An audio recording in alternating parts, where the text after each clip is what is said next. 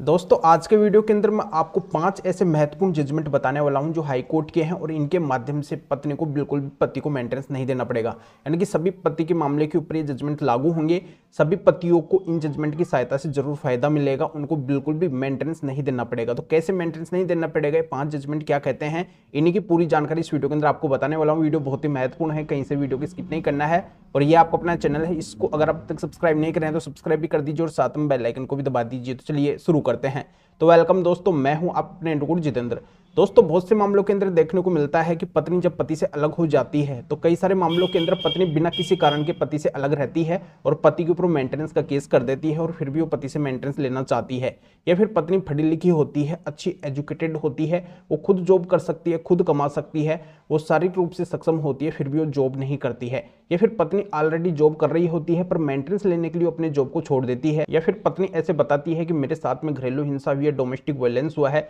मुझे प्रताड़ित किया गया है, मेरे साथ में क्रूरल्टी हुई है, मेरे साथ में मारपीट हुई है, मुझे घर से बाहर निकाल दिया है, अब मैं मेरा भरण पोषण कैसे करूं, इस वजह से मुझे मेंटेनेंस चाहिए। यानी कि कई सारे एलिगेशन होते हैं, कई सारे आरोप होते हैं, पत्नी बिना वजह पति के ऊपर मेंटेनेंस का केस करके मेंटेनेंस लेना चाहती है। तो इन सारे ही मामलों के अंदर 5 जजमेंट फायदा करेंगे पति का और सभी मेंटेनेंस केसों के अंदर पति का फायदा होगा। यानी कि अगर पत्नी 125 सीआरपीसी मेंटेनेंस का केस करके इसके अंदर मेंटेनेंस लेना चाहती है तो इसके अंदर भी अब पत्नी को मेंटेनेंस नहीं मिलेगा। और डीयू का केस करके भी अगर पत्नी मेंटेनेंस लेना चाहती है तो डीयू के केस के अंदर भी पत्नी को मेंटेनेंस नहीं मिलेगा और एचएमए सेक्शन 24 के केस के अंदर भी पत्नी को मेंटेनेंस नहीं मिलेगा। बस आपको क्या करना है, अगर आपकी पत्नी बिना किसी कारण के अगर आपसे अलग रह रही है, वो फिजिकली तरीके से फिट है, वो खुद कमा सकती है, वो एजुकेटेड है, अच्छी उसके पास में एजुकेशन है, पर वो जानबूझ के नहीं कमा रही है, वो कमाने लायक है, तो ऐसी सिचुएशन के अंदर उसको मेंटेनेंस नहीं मिलेगा। या फिर वो ऑलरेडी जॉब कर रही थी पर मेंटेनेंस लेने के लिए उसने जॉब को छोड़ दिया है, अभी भी वो जॉब कर सकती है, ऐसी कोई दिक्कत नहीं है, पर उसको मेंटेनेंस चाहिए, इस वजह से वो जॉब नहीं कर रही है, तो उसको भी आपको मेंटेनेंस नहीं देना पड़ेगा।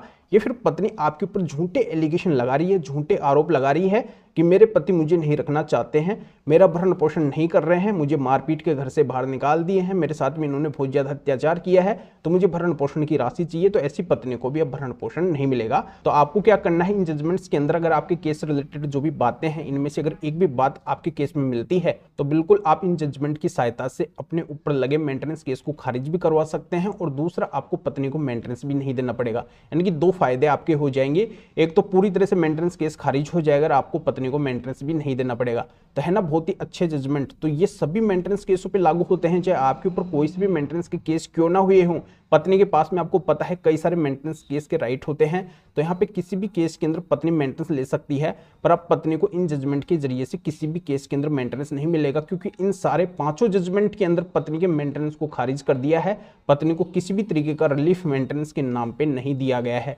और ये सबसे बड़ी बात इन फैसलों के अंदर कही है कि अगर समाज का एक तबका मेंटेनेंस के भरोसे हाथ पे हाथ रख के बैठा रहेगा तो इससे समाज के ऊपर और भारतीय अर्थव्यवस्था के ऊपर नेगेटिव इफेक्ट पड़ेगा, जो देश के लिए खतरा है, देश के लिए अच्छा मैसेज नहीं है। यानी कि पत्नी अगर मेंटेनेंस के भरोसे बैठी रहेगी, वो खुद कमा सकती है और फिर भी वो नहीं कमा रही है, तो ये भारतीय अर्थव्यवस्था और समाज के लिए ठीक नहीं है। और इन मेंटेनेंस के फैसलों के अंदर ये भी बहुत बड़ी बात कही है कि मेंटेनेंस का कानून उन पत्नियों के लिए बनाया गया है जिनको मेंटेनेंस की सख्त जरूरत है, जो कमा नहीं सकती है, अपना भरण पोषण नहीं कर सकती है, उनके लिए मेंटेनेंस के कानून बने हुए हैं। पर जो पत्नी अगर बिना वजह मेंटेनेंस का केस करके मेंटेनेंस लेना चाहती है, जबकि वो खुद सक्षम है, खुद कमा सकती है, उनमें वो क्वालिटी है, वो काबिलियत है, और फिर भी वो जानबूझ के नहीं कमा रही है, तो ऐसी पत्नियों को मेंटेनेंस नहीं मिलना चाहिए, उनके लिए कानून बिल्कुल भी नहीं है। तो इन 5 में से 3 जजमेंट के ऊपर मैं पहले भी इस चैनल के ऊपर वीडियो बना चुका हूं, तो इन तीनों जजमेंट को बहुत से पति ले भी चुके हैं, तो उन पति लोगों को इन तीनों जजमेंट को लेने की जरूरत नहीं है। अगर 5 जजमेंट को जो भी पति लेना चाहते हैं तो वीडियो को डिस्क्रिप्शन में जाके इन जजमेंट को प्राप्त कर सकते हैं, ले सकते हैं,